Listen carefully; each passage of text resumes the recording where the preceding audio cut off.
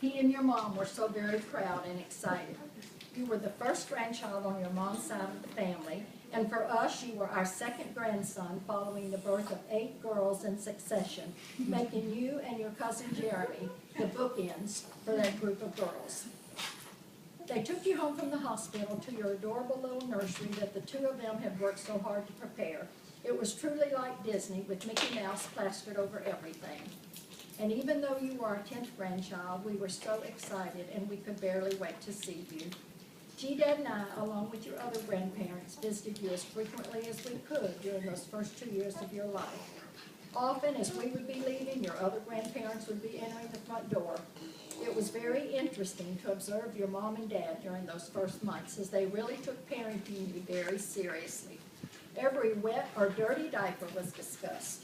How much of your bottle you had taken, how much you had slept, how much, what kind of baby food, how much cereal you had eaten. Every little detail of what you did, from yawning to crying to smiling. You were the center of their lives and the first baby to ever do any of these things. I can still see your mom as she held you in her lap and we just sat looking at you. And I know she was filled with love and amazement at this beautiful, perfect baby boy she brought into the world. I can still hear you giggling as you crawled around and in under the dining room table with your dad down beside you. Your laughter actually bubbled out in a deep belly laugh that amused all of us. Heather took ownership right away and was so proud to have a baby brother. You were a happy baby and so much fun for everyone. It was a sad day for all of us, and especially hard for your dad when your mom took you and moved to Cincinnati. Your time was then divided 7 days at a time with each of them. And though you're too young to remember those days, your dad drove and picked you up, and at the end of the 7 days, he would take you back to Ohio.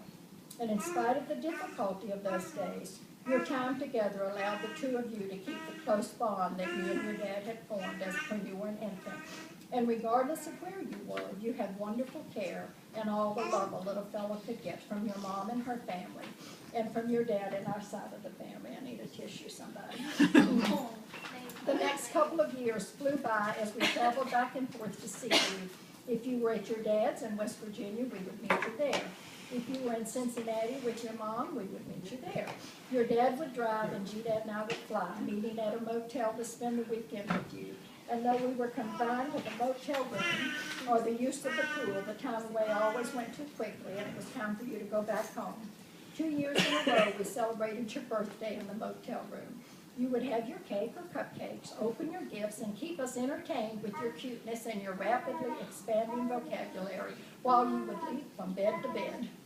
As often as possible, I would have any Delta work assignment at the Cincinnati airport, and when I completed my day's work, I would stay over to see you. Your mom would bring you to the airport, and we would find a quiet corner for you and to have some time together. I would buy a cup of McDonald's ice cream, take a bottle of sprinkles out of my purse, and let you put as many as you wanted on your ice cream, which was typically a very large helping. I would also have you read one of the books from the Raggedy Ann and Andy series that we have, and I would read it to you while you ate your ice cream. It seemed such a small thing, but it filled my heart with so much happiness. God. Just spending that time with you. A couple of times you and I rode with your mom to a nearby mall and spent time just walking and holding your little hand. A special thank you to your mom for this special effort she put forth to give me time with you. I believe it was in 1998 that your dad moved to Florida. He made the long drive to Cincinnati many times so he didn't have to miss his weekend. His time with you was so important to him and of course to you too. And even though you were such a little guy, you remained bonded very close to your dad. Before your 5th birthday, we had begun the pickup and delivery of our very special cargo. I regret so much that I did not start a journal to record those trips together. Looking back on them, G-Dad and I can both say that those trips were a priceless gift we were privileged to be a part of. That one-on-one time with you was so much fun, and you were just a great little traveler. There are dozens of memories, but I'll share just a few with you. Some you may or may not recall. On your first trip, you and your mom were both apprehensive. As they called our name to board the plane, I took your little hand and you looked back and forth from me to your mom, and little tears formed in your eyes, but you did not cry. Things went smoothly, and you relaxed and talked my ear off. Shortly after we began our trips, you had the fun of meeting the captain and sitting in the cockpit. I have such a cute picture of you with a big smile on your face. Often as we walked the airport, we would look for pennies. They were easy to spot along the food courts, and I encouraged you to watch the floor for pennies. If we found one, we would pick it up and say pennies for missions. And I explained how I saved them in a jar and once a month put them in the offering to be donated for mission work. It was just one of those little fun ways that we passed our time together. We always had a meal in the airport. Sometimes G-Dad would sit with you and your mom and eat it out back, or you and I would get a hot dog and ice cream. And you would say, I want 2 hot dogs, or I want large fries. Nammy, I want a large drink. And I would say, well, let's just start with one, or let's start with the small one. And if you're still hungry, then we'll get you another one. You never whined or begged or cried, which is unusual for a child when I would tell you this. But when you finished eating, you'd often say, you were right, Nammy, I only needed a small. Sometimes we took you to Orlando to meet your dad, and sometimes we brought you to Atlanta, and your dad would drive or fly in and meet you at our house. That was always a special time for us because we had you for the entire weekend. Some occasions we would lay over in Atlanta and wait for an Orlando flight. On one such trip, you and I had spent all afternoon and evening at the Atlanta airport, and I finally said, that's it, we're going home. We'll try again in the morning. And you looked up at me with tears in your eyes, and you said, aren't there any more flights? I think I'm tired. Why can't we just try for one more? Well, there was no way I could refuse you, even though the next flight, being the last one of the night, looked impossible. However, we did get on, and you were one happy little boy as we boarded that flight. On another occasion, we were waiting to get out of Cincinnati to fly and meet your dad in Atlanta. We did not get a flight, and it looked like we were going to spend the night, but as I studied other flights, I realized there was a flight to Chattanooga, but I'm sure if we would make it. And well, as was our custom, I told you, hold on and run. You would grab hold of a part of me, my arm, my waistband, hand, blouse, whatever you could get, and we would both run. Well, we made the flight to Chattanooga, which was amazing since we had to ride a bus to a different concourse. However, as fate would have it, when we arrived, we had missed our flight to Atlanta. I decided to rent a car, but I was told the rentals were all closed. However, the Lord was watching over us, and once again, we had an agent that had to stay late unexpectedly. We rented a car, and I drove the 2 hours to Atlanta, arriving home after midnight. We always had a plan, plan A, plan B, plan C. And we quickly learned all the airports that connect from Cincinnati to Atlanta, often going through Columbia, South Carolina, Knoxville, Birmingham, Columbus, Louisville, Lexington, and many others. There were times that we could not get a flight, so we would spend the night. We knew the closest motels, and we knew the airport shuttles. We learned to carry a toothbrush and other necessities in my purse, just in case. One occasion, I got you home, but the flight I took back to Atlanta ran into a storm and had to circle Atlanta so long we got low on fuel. And I had to go to Jacksonville, Florida to land, and it was a long wait. I arrived home at 3 a.m. and had to get up at 5 a.m. for work. If I had my uniform with me, I would have just slept in my office at the airport. One of our trips, we were coming in from Columbia, South Carolina on a small plane to Cincinnati, and as we descended to get ready for landing, the plane made a strange noise and slowed down considerably. Soon the captain made an announcement that we had a problem. He thought it was minor malfunction, but that when we got close to the airport, we would see the runway lined with red lights and fire engines and ambulances. They told us to prepare for an emergency. My heart was in my throat, and all I could do was pray and ask the Lord to protect my precious cargo. You looked up at me and said, Nanny, is that bad?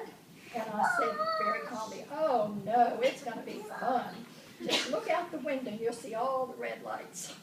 You were excited when you saw the lights, and we did land amidst all that emergency equipment, and at that point, all I could think of was your mom waiting at the gate and seeing all the flashing red lights and freaking out. Well, as the Lord in His kindness would do, she was waiting at the other gate facing the other direction, and she was not aware that there was even a problem. My legs were like jello when we got off that plane, but you were smiling to see your mom, and I was just giving thanks. One time as we left the plane, I had an empty water bottle in my hand, and I just set it on the table next to an empty Coke can as we stepped into the gate area, and you looked at me and you were so disappointed, and you said, "Mammy, just because someone else does that, it doesn't mean it's right for you to do it." Of course, I felt ashamed and have never done such a horrible thing since then. One time, as your dad had brought us to the airport, you told each of us goodbye, and you and I headed for security, and you said, "Mammy, just in case you see tears in my eyes and think I'm crying, it's probably just an allergy." I think your dad had a lot of allergies too, because he often had tears in his eyes, and the two of you hugged and said your goodbyes. On more than one occasion, as you worked through security, you would be given a pat down and your baggage checked, and usually it was when we were rushing to get to the gate. Your mom would bring you to the airport coming around the curve on 2 wheels. The traffic was always so unpredictable there. One time they were calling our names over the loudspeaker as she pulled up. I knew it was too late to make that flight, and we could not get any others that evening, so that was one of the nights we had to get a motel room. There was another time when you and G-Dad were having to make connections in order to get you home, and I was glued to the computer at home. It looked impossible for you to land in time to get the connection. There were no more flights that night. The next thing I know, my phone rang, and G-Dad in a cheerful voice says, "Well, we're on the plane." Seems when y'all had gotten off the first plane, since it was a small one, you were out on the runway, G-Dad made a comment to one of the agents, and the next thing you know, they had the two of you on a cart, they whipped you across the airport, and got you to your flight just as they were ready to close the doors. Wow. Oh, the thrill of it all through those years. G-Daddy got to where he could not navigate the airport without a wheelchair, and soon you were strong enough to push him from gate to gate as you waited on standby for your flight. I regret that we do not have a picture of that. One trip ended in a very unusual way. You and I were at the Atlanta airport trying to get you home. There was just no available seats, and I knew we had to get you home for school the following day. Suddenly, I recalled you telling me that your grandparents had been visiting in New Orleans. So I made a quick call to your mom and found out that they were driving home as we spoke. I then made a call to them to find out just where their location was, and knowing they would be going through Alabama. Well, we made arrangements to meet outside of Birmingham. I called G-Daddy to pick us up at the airport, and he picked us up. We headed for Alabama. We were on the road in about 25 minutes, and we actually arrived at our meeting place in Birmingham just as your grandparents pulled in. That was a close call, but amazing how the timing was so perfect. An unexpected moment came at the end of 2008 when you were 15. You did your first solo flight. It was not planned, but as you and G-Dad waited at the gate, the agent said they had one seat. G-Dad quickly called your mom and asked if you could take the seat. I know that she was stunned and reluctantly said, "Well, I guess." You reassured G-Dad you would be fine, and off you went. Of course, we knew that your mom would be waiting at the gate. However, you could get through the airports without a problem, because all through those first years, I would tell you the gate we needed and let you read the signs and then lead us to the gate. That is, if we were not running. I can truthfully say that during all of those flights, you never whined, fussed, or acted up, no matter what kind of day we had or how tired your little legs would be from rushing to the next gate. You were so eager to see your dad, and then so eager to see your mom, and you knew one of them would be waiting at the gate when you finally arrived. During one of our travels, when you were still very young, you put it all in perspective when you said, "When I'm with my mom, then I miss my dad, but when I'm with my dad, then I miss my mom." Well, wasn't the Lord good to look ahead and see all of our needs and work out the details for the wonderful flight benefits that we have used? You were the perfect traveling companion, and actually, G-Dad and I both were very sad when you began to fly alone. We will always treasure those special times with you. Ryan, from an early age, it was obvious that you were a very special little boy. Your gentle disposition remains a part of your personality even today.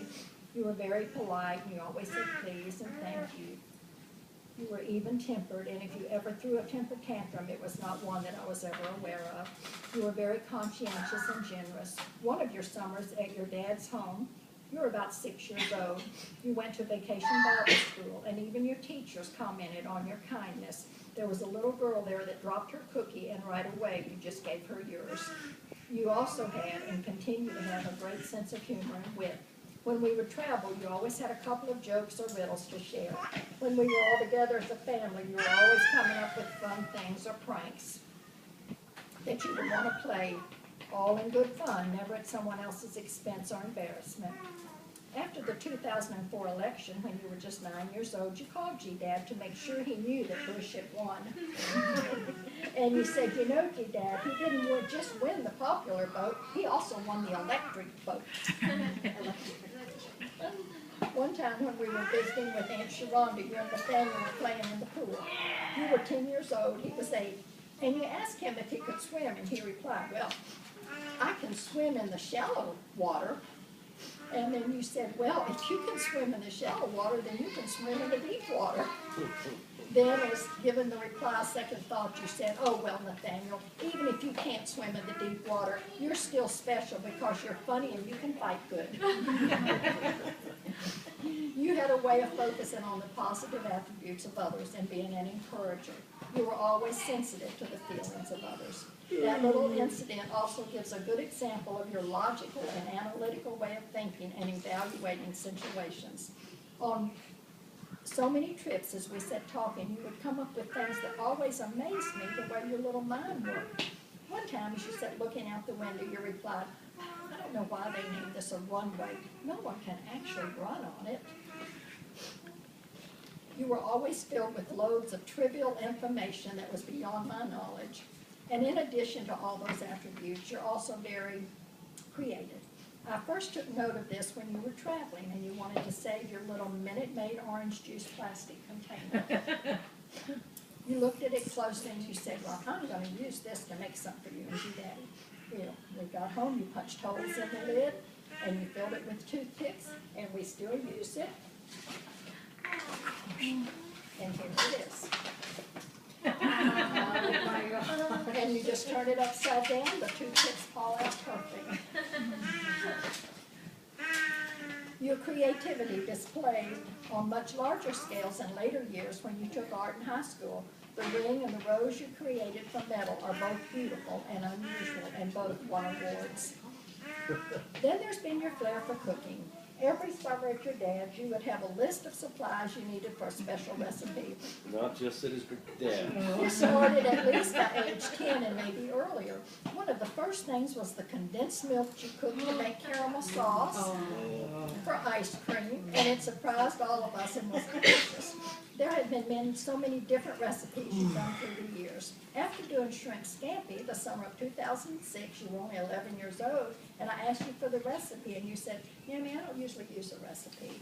I just have it up here in my head. So I asked you if you'd write down the one for the shrimp, and I still have it, and I've made a copy, and it is attached to the back of your letter, along with some doodling that you have done on the back. The end of summer of 2011, you decided you wanted to do a dessert party for Janice's family since it was your last night in Florida. You and your dad shopped, and then you got busy in the kitchen. You made marinated fresh peaches, brownie cupcakes with a peanut butter center, and your specialty creme brulee, which also included the torched brown sugar topping. Everything was a big hit, and you had so much fun as you set it all out and served each one. You had put one creme brulee aside for yourself. Then Aunt Cheryl called and wanted to meet us and tell you goodbye. I made the comment to you that we should have saved her one of the creme brulees because that was her very favorite. After we were in the car driving to meet her, I noticed you had your creme brulee, and you stated that you were taking it to Aunt Cheryl. Another display of your thoughtfulness. She was so impressed with not only your cooking ability, but also with your willingness to give up yours for her. This past Thanksgiving, you deboned 2 large chickens. You had an audience standing there as you demonstrated the skill it takes to do this. Then you stuffed the chickens and seasoned them, and what a delicious gourmet meal you prepared. A few years ago, you sent me a text which you had baked that you had baked a birthday cake for your cousin and did a fondue decorations. I asked you to show a picture of it on Facebook, and you replied, I don't think so. How would it look for a 13-year-old boy to show a cake you made and decorated on Facebook? So lest anyone think that might be sissy, let's mention your karate skills. I'm not sure at what age you actually became interested in this sport, but I think you did your first Junior Olympics in Cincinnati in April 2009. Your dad flew up to be there for the event. Then the following week you were in Las Vegas and took 2 silver medals in your division. G-Dad and I were able to attend that competition, and in Fort Lauderdale too. That was the year your dad and Janice were there in their boat, and we stayed at the hotel close by. That was the first karate event for us, and it was so fun and entertaining. Remember the sudden rainstorm and high winds that came up, and we all got wet trying to get back to the hotel. I know your dad was able to attend several meets, including Las Vegas and Texas. I think Victoria, the one she went with him, was in Texas. They were so proud of you. Your mom's family had been right there with you and so supportive. In May 2011, you got your black belt, and since then, other advancements. Karate has filled a large portion of your life, and I know developing this skill has taught you discipline and focus and been a great outlet for your time and energy, not to speak of the time it has given you with your family since they're all so involved. Now you are a role model for your cousin Jeremy's 2 children, Maddie and Logan, since they're now involved in karate. So all of that said, I think it would have been very appropriate for you to display your cape on Facebook. You are a young man with many abilities and have no need to shy away from any of your talents. You had a major change in your life as far as your visits with your dad when he and Janice began dating in 1999. You were about 4 years old at that time, and her daughter Victoria was about 5 and a half. You're 18, I got married. That brought changes to you. That brought changes to your alone time with your dad. You loved it being just the 2 of you, and that's easy to understand since your time together was so limited. One day I asked you, Ryan, do you not like Janice? And you replied, yeah, I like her, but I like to have my dad all to myself.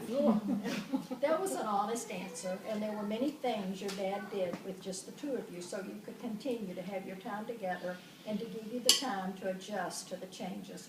After 7 years of dating, they married in February of 2006. By that time, you were accepting of the situation, so that all you faced was learning to share your dad and your living space with another child.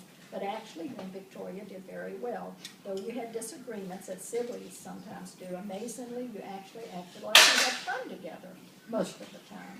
With the bike riding, swimming, TV, and other things that you did, just hanging out. Having you for the summers was always the highlight for your dad and all of the family. During the first years, Aunt Susan and Uncle Kevin and their 2 older girls helped to look after you while your dad worked. You always enjoyed your time with them, and they just loved having you around. You were such a cute little boy and such a pleasure. You and Aunt Susan had a special relationship. And I think the biggest problem she ever had was determining how many popsicles you could have. I know she can still hear you saying, Aunt Susan, can I have another popsicle? You and Caitlin, when you're the same age, and so the 2 of you had a lot of times to skateboard, ride bikes, swim, or if you begged her enough, she would give you a little turn on her electric scooter. Like 30 seconds. Very limited on the scooter. Some days you went to the office with Uncle Kevin, and you were a source of pleasure and entertainment to the staff and the patients. You loved all of the equipment in the therapy room, and it was often your play area. Those summers would fly by so quickly, and especially for your dad, as he treasured every moment. The weeks you were there, everything he did revolved around you and your time together. Traveling back and forth to your dad's was not the only travel you did. I know there were the trips with your mom and grandparents several times to New Orleans to see their family, the travel for karate competitions, the cruise, and possibly other trips. But with us, you had several trips too. To Tennessee to visit with Aunt Sharonda, travels to Daytona to visit Uncle Randy and his family, Plant City to Aunt Cheryl's family, and of course time spent in Atlanta and Orlando. There was also the summer vacations with your dad, Janice, and Victoria. There was the boat trip to historic St. Augustine, the Keys, Sanibel Island, the Disney cruise, along with just times of cruising the river or ocean in the boat. G-Dad and I were fortunate to have enjoyed some of those vacations with you. When we were at Sanibel Island, you all stayed on the boat, and G-Dad and I stayed in a room just a few yards from the boat. Several nights you slept in our room so you could get up early and go to breakfast with he and I. That was such a special time for both of us, having you all to ourselves for that short time and enjoying breakfast and talking with you. What fun our trips were. We have so many pictures and memories of you sitting in the captain's seat as your dad taught you to handle the boat, snorkeling, deep-sea fishing, canoeing, diving for sand dollars at one of the islands, and you and Janice parasailing. There have also been the visits to Disney and all the attractions around the Orlando area. You have had the opportunity to do so much. Even most adults have not been exposed to all that you have experienced. And I know this opportunity to travel has not only given all of you time together as a family, but has also built special memories of your growing up years. Initially, during the years, you alternated Thanksgiving and Christmas with your mom and dad. However, beginning in 2009, your mom and dad agreed to have you be with your dad every Thanksgiving and your mom every Christmas. Though this was a compromise for your mom, it was also a sacrifice for your dad because he no longer had you on Christmas Day. Since this is the one time of the year that all of our family is together here at our home in Atlanta, your dad felt it was important for you to be with all of us during this family time. It was also very obvious how much this meant to you and how much you enjoyed all the interaction with all of your cousins.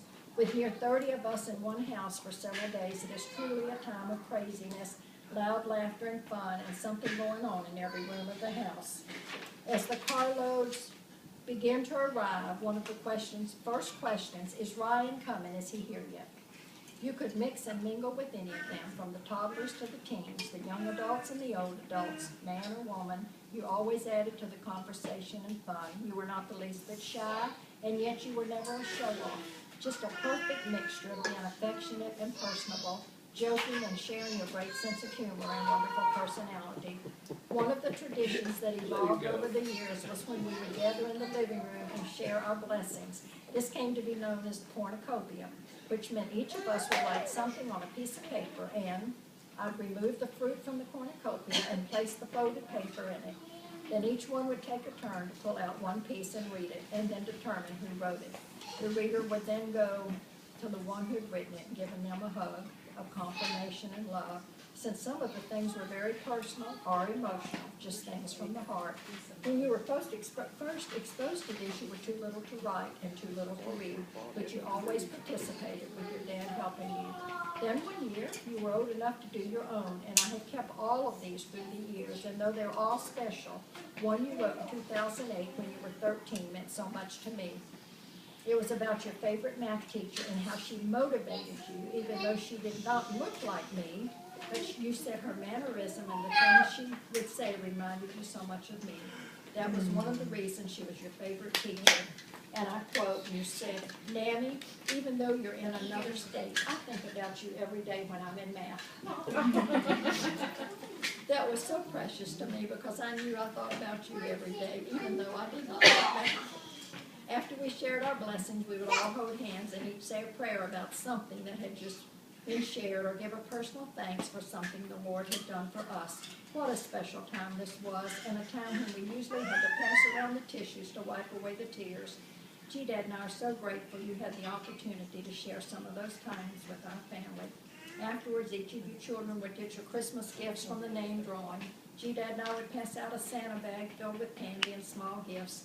There would be lots of noise, talking, and laughter, such a fun-filled evening. Each year, the first thing you would say is, "Nammy, are we going to do the cornucopia?" One time I asked you the reason you enjoyed it so much, and you said, "I guess I just love all of us being in the same room together, talking and telling about things that have happened since we were last together." Well, for several reasons, we missed it this last Thanksgiving, and I know it was such a disappointment to you. As the family has grown and so many little ones around, in addition to the little ones that have grown up big now, the time just gets away. And though you wanted to be with us at Thanksgiving, I know you also enjoyed the Christmas festivities with your mom and family there, and sharing in the excitement with Madeline and Olivia. So the arrangement really worked out good for you on both holidays. Doing what was best for you and your happiness was always the most important thing to your dad, even though it was not always the easiest thing for him to do. Obviously, you're a very family-oriented young man, and certainly this has been an advantage in developing your character. You often speak of your grandparents.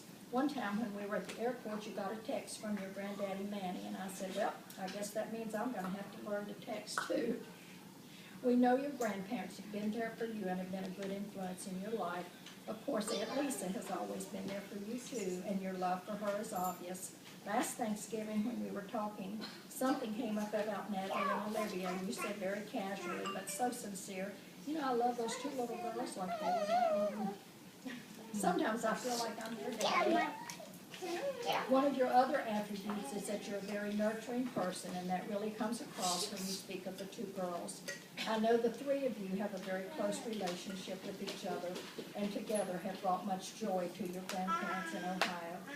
Well, the trait of a real man is the way they relate and care for their mother, and that is another of your great attributes. It is evident that you're obedient and respectful and concerned for your mom's welfare. You probably check on her if she's out after dark, or if you think she's driving too fast. And I would not be surprised if you gave her little instructions when she leaves the house. You were so proud when she completed her paralegal training. I know one of your gifts to her was tickets to go to hear a favorite of the two of you, the Trans-Siberian Orchestra. Trans-Siberian. Thank you. Trans-Siberian. As far as your actions with our family, you're just a natural fit. Whatever's going on, you're right there taking it all in. Not only do you have your two cousins at home, but you have all of your 12 cousins here. And between Natalie and Olivia and the 8 girl cousins, and Heather and Victoria, you should be an expert in understanding women. This will be a great advantage to you in the future, Ryan. If it is the guys, you fit right in. And whatever talk or activity is happening, you're also found in the middle of the circle of girls listening to their nonsense and silliness and chatter, laughing right along. They, of course, all love having you, and we have lots of pictures with you surrounded by all the girls. You have the personality that just blends with everyone and yet stands out in a crowd.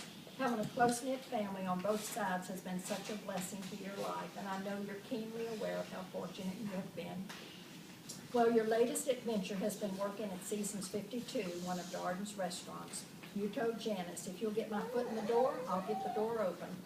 And open the door you did. I enjoyed the story you told me about going for your interview. Perhaps it's something you will share with the rest of the family later today.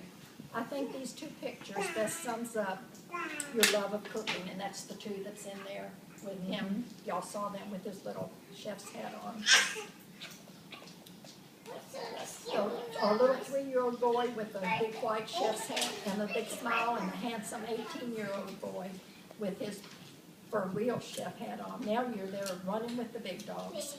This will be the perfect opportunity to learn just how serious you really are about making this a life career. But regardless of your choice, this will prove to be a great learning experience and helpful in making a career choice.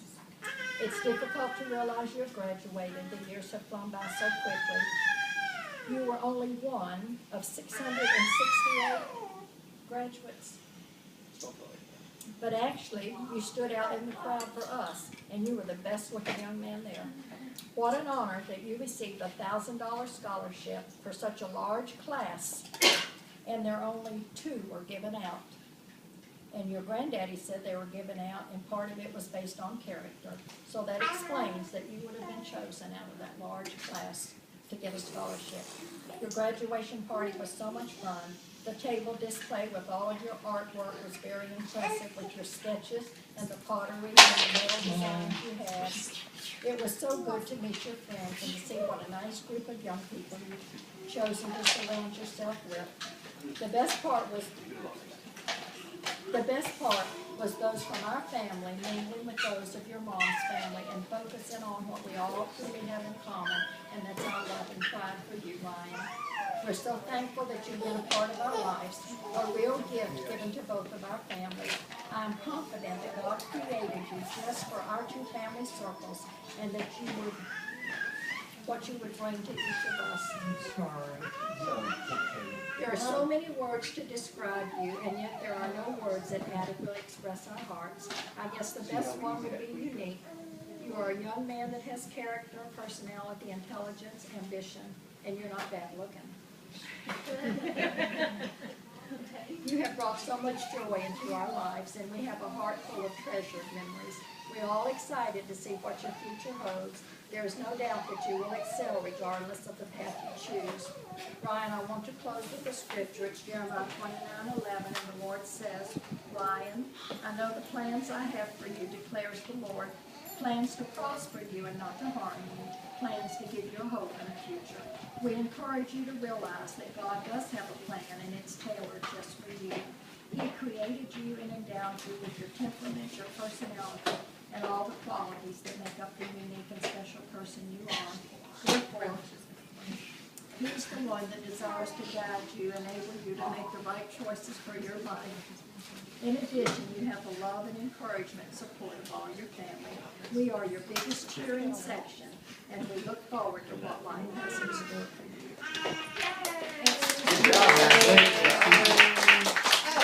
Time out. Close your eyes. What did you What do you have? have to drink? I'll get you another one. You don't want any more? You sure? Thank you. You're welcome. Gotta keep your eyes closed. And Naomi got to use props, so Aunt Susan thought she'd bring her own props. She brought the little. Would you like an orange coffee? Thank you, Aunt Susan. We should do that. We all sit there all